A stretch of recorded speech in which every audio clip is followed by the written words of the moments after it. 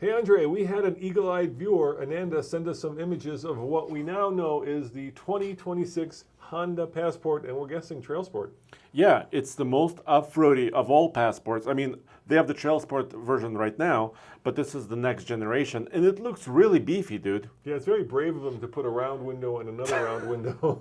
Are these portholes? I don't know. What is that? Why is one bigger than the other? All this kidding aside, this is probably the best look that we now have of the new Passport. Passport. Yeah, you could see the tail lamp. You could see how it compares to other vehicles on the road, even though they're not perfectly lined up. You can kind of see that, with this little Transit Connect, how the new Passport will look. And go back to the side image, would you? Because let's do a little bit of deep diving here. First and foremost, you can see that those are very beefy tires. Yes, and also we know it's a Trail Sport Passport is because Honda also has teased it already. So, but these wheels, I like this design, dude. If this matches production with kind of this aggressive design, this is going to be nice. Yeah, and then of course it does tow because it does have a tow hitch. Yep. Hiding back there, so we Bam. know that. And you can also see that the exhaust are kind of tucked up underneath to give it a good departure angle.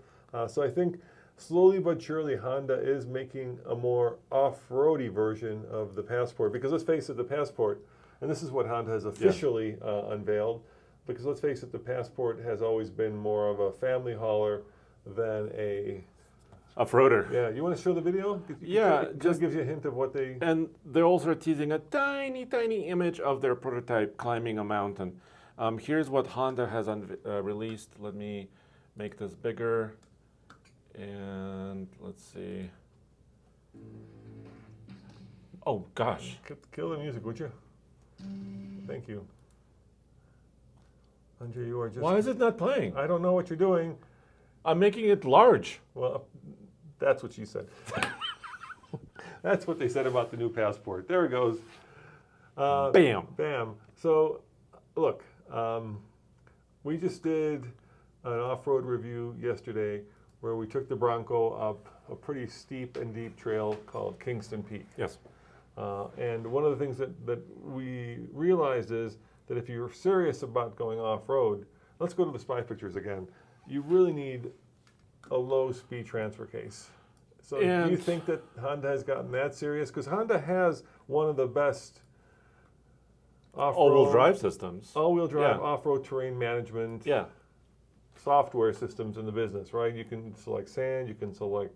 But at the end of the day, you need to really be able to kind of gear down the torque so that you can actually do some serious, in this case, Kingston Peak climbing. So I'm wondering if they're going to go that far or if they're just going to keep kind of slowly but surely making it more off-road worthy, giving it recovery points, but not actually doing what I think you need to do to start competing with, well... the Broncos of the world. Yeah, really. Or...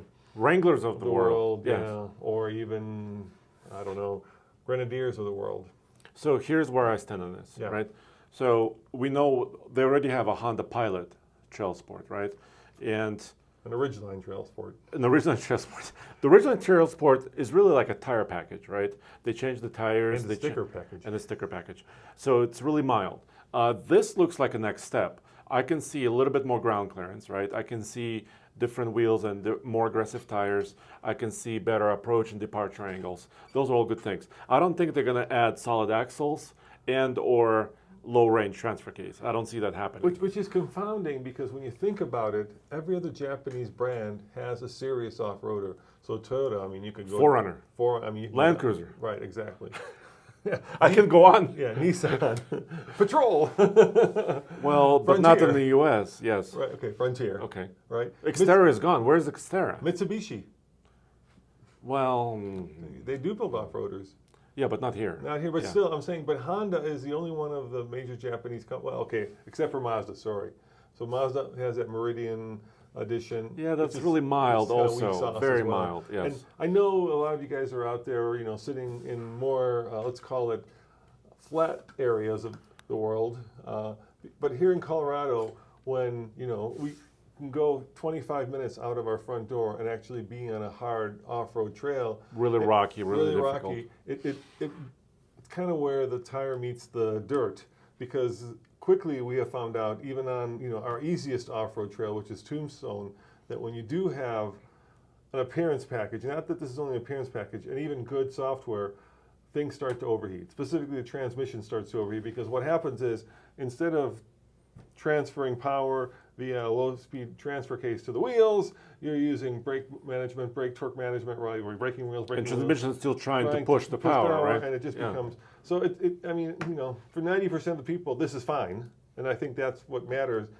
But it's like Honda built the NSX, and then they built the Type R, but the NSX kind of gave credibility to the Type R. So I kind of hope that Honda would actually build something. Or a Halo. Some kind of Halo off-road off-roader Halo. that would then give credibility to all of their trail sport models. Instead of trying to work their way up, build something here. And they're capable of doing it because they have one hell of a motorsport division.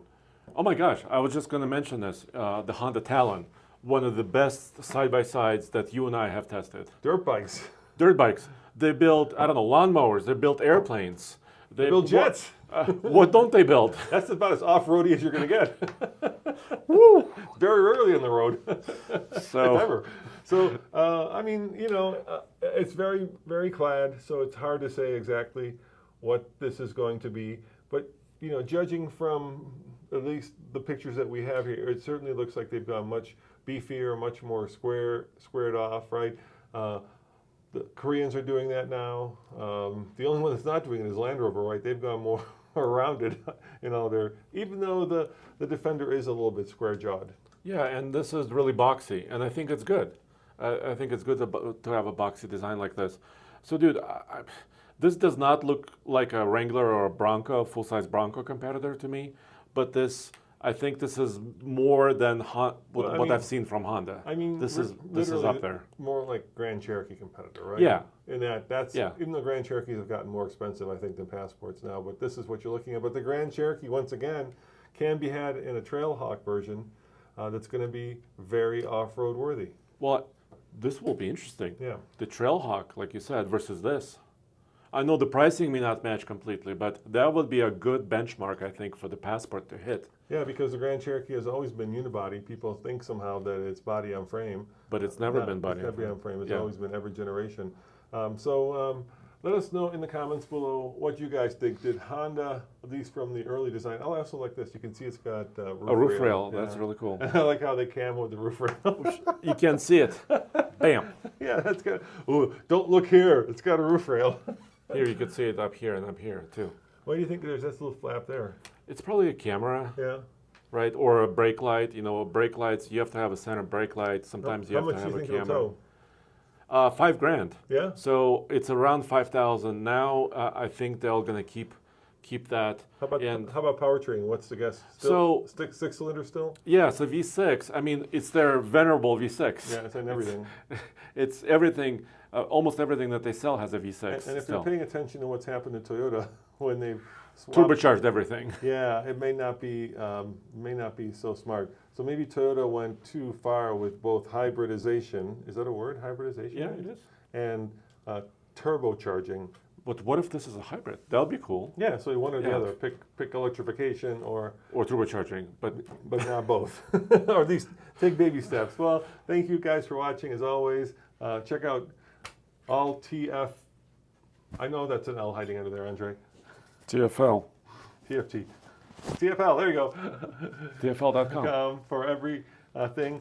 What did you what breaking news did you just put up on truck? We have lots of news right now. We have heavy duty Silverado Trail Boss, which is the new trim of the Silverado heavy duty for 2025. GM announced all the pricing and all the options. So that's on alltfl.com as well, also tfltruck.com. And then TFL EV, we've got pricing on the new Dodge Charger, Daytona, RT, Scat Pack, EV. That's a long name, my friend. Yeah, it's quite expensive. Shocker there. Yes. All right, guys. See you next time. Ciao. Thank you.